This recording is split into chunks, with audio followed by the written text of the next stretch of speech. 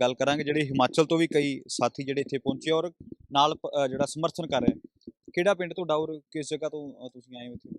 मेरा नाम जगदीश ठाकुर है और मैं हिमाचल प्रदेश से हूँ, जिला मंडी से हूँ।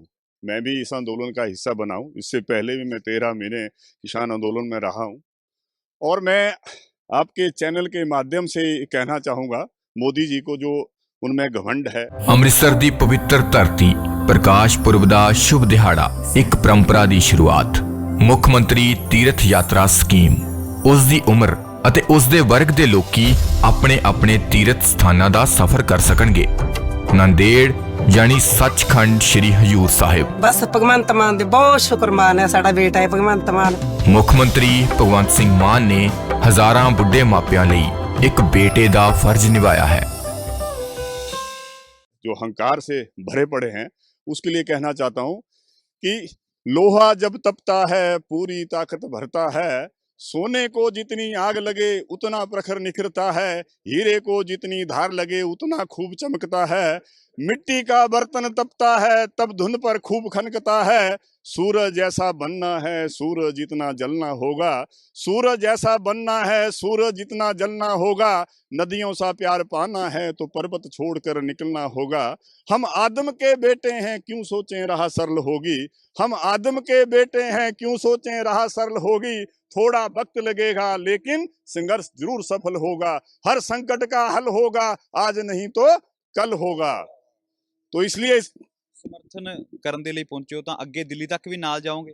बिल्कुल जाएंगे। इससे पहले भी हम 13 महीने रहे, आंदोलन में रहे। हमने उस दौरान भी अपने कई साथियों को खोया है। 700 से 800 किसानों की शहादत हुई है और 60,000 लोगों के ऊपर FIR दर्ज हुई है। कई लोग हमारे जेलों में गए हैं, डंडे खाए हैं। उसके बाद जो है मोदी सरकार जो है 13 महीने के बाद झुकी है, नहीं तो उससे पहले तो किसानों को आतंकवादी कहा जाता था, खालिस्तानी कहा जाता था, माओवादी कहा जाता था, टुकड़े टुकड़े गैंग कहा जाता था, जीबी कहा जाता था, परजीवी कहा जाता, पता नहीं क्या क्या लांछन लगाए थे। लेकिन जब किसान डटा रहा पूरी मजबूती के साथ और उसने संघर्ष किया, सरकार को झुकना पड़ा और लास्ट में माफी भी मांगना पड़ी। ये वही किसान है। और किसान सरकार जो काले कानून लेके आई थी उनको भी वापस लिया था और वायदा किया था लोगों के भी MSP की हम उसके ऊपर कानून बनाएंगे और किसानों के जितने भी जो मुद्दे थे सबको माना था। आज देखिए आप, इतना झूठ, इतना बहरूपिया प्रधानमंत्री जो गिरगट की तरह रंग बदलता है, जुमले फेंकता है, झूठ बोलता है।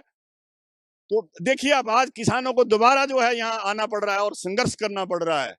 तो ये ऐसा नहीं है। अगर ये सोचें आप, देखिए आप यहाँ क्या माहौल बनाया हुआ है, जैसे ये हिंदू और मतलब हिंदुस्तान और पाकिस्तान जैसा यहाँ पर माहौल बनाया हुआ, जबकि किसान एक शांतिपूर्वक तरीके से दिल्ली जा रहे थे। जो संविधान ने उनको अधिकार दिया है अपनी बात को कहने का, अपनी बात को सरकार के आगे रखने का, लेकिन उन्होंने क्या किया, यहाँ पर रास्ते में रोक दिया और लोगों के ऊपर, नागरिकों, अपने ही देश के नागरिकों के ऊपर गोले बरसा रहे हैं, आंसू गैस के गोले छोड़ रहे हैं। कितने सारे हमारे जो साथी जो है घायल हो गए, हॉस्पिटलों में पड़े हैं।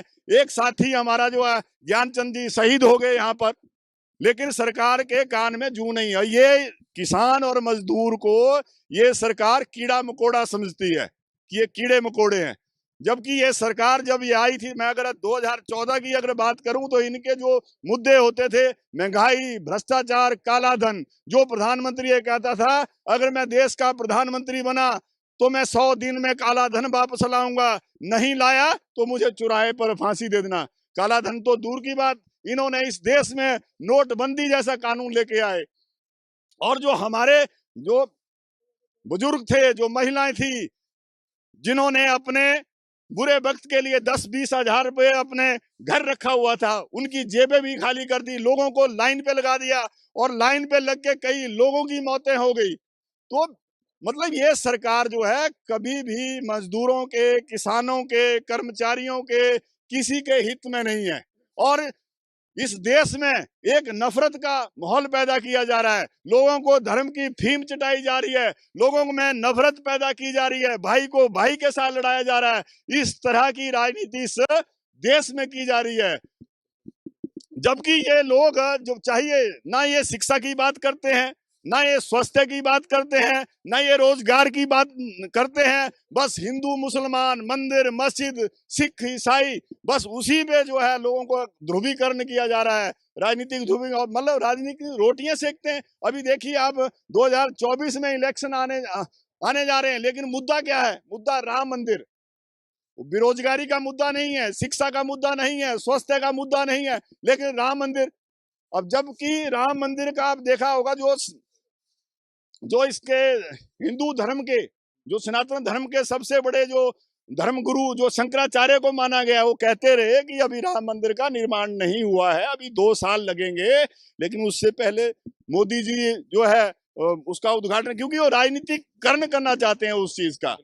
तो इस तरह की चीजें ਤਾਂ ਇਸ ਤਰੀਕੇ ਦੇ ਨਾਲ ਜੇਕਰ ਗੱਲ ਕਰੀਏ ਤਾਂ ਕਿਸਾਨ ਜਿਹੜੇ ਨੇ ਉਹ ਪੂਰਨ ਤੌਰ ਦੇ ਉੱਪਰ ਹੁਣ ਦਿੱਲੀ ਫਤਿਹ ਕਰਨ ਜਾਣਾ ਚਾਹੁੰਦੇ ਨੇ, ਲੇਕਿਨ ਜਿਸ ਤਰੀਕੇ ਦੇ ਨਾਲ ਕੇਂਦਰ ਸਰਕਾਰ ਆਪਣੇ ਮੰਗਾਂ ਮਨਾਉਣੀਆਂ ਜਾਂ ਫਿਰ ਕਹਿ ਲਈਏ ਅੱਜ ਮੀਟਿੰਗ ਤੋਂ ਬਾਅਦ ਕੀ ਕੁਝ ਨਿਕਲ ਕੇ ਆਉਂਦਾ ਹੈ, ਤਾਂ ਉਸ ਤੋਂ ਬਾਅਦ ਹੁਣ ਦਿੱਲੀ ਕੂਚ ਕਰਨਗੇ। ਤਾਂ ਸਿੱਧੇ ਤੌਰ ਦੇ ਉੱਪਰ ਆਗੂਆਂ ਦਾ ਕਹਿਣਾ ਕਿ ਅਸੀਂ ਆਪਣੇ ਬੱਚਿਆਂ ਨੂੰ, ਆਪਣੇ ਨੌਜਵਾਨਾਂ ਨੂੰ ਅਜੇ ਡੱਕ ਕੇ ਰੱਖਿਆ ਹੋਇਆ ਕਿ ਜਦੋਂ ਤੱਕ ਸਰਕਾਰ ਮੀਟਿੰਗ ਕਰਦੀ ਹੈ, ਗੱਲਬਾਤ ਕਰਦੀ ਹੈ, ਤਾਂ ਉਦੋਂ ਤੱਕ ਅਸੀਂ ਕਿਸੇ ਤਰ੍ਹਾਂ ਦਾ ਵੀ ਹੱਲਾ ਬੋਲ ਨਹੀਂ ਕਰਾਂਗੇ ਜਾਂ ਫਿਰ ਅੱਗੇ ਨਹੀਂ ਵਧਾਂਗੇ। ਜੇਕਰ ਨਹੀਂ ਮੰਗਾਂ ਮੰਨੀਆਂ ਜਾਂਦੀਆਂ ਤਾਂ ਫਿਰ ਕੱਲ ਹੀ ਸ਼ਾਇਦ ਜਿਹੜਾ ਸ਼ੰਭੂ ਬਾਰਡਰ ਪਾਰ ਕੀਤਾ ਜਾਊਗਾ ਔਰ ਦਿੱਲੀ ਤੱਕ ਕੂਚ ਕੀਤਾ ਜਾਵੇਗਾ। ਕੈਮਰਾ ਪਰਸਨ ਸੁਮਿਤ ਦੇ ਨਾਲ ਮਨਜੋਤ ਕੰਗ, ਦੈਨਿਕ ਸਵੇਰਾ ਟੀਵੀ, ਸ਼ੰਭੂ ਬੈਰੀਅਰ।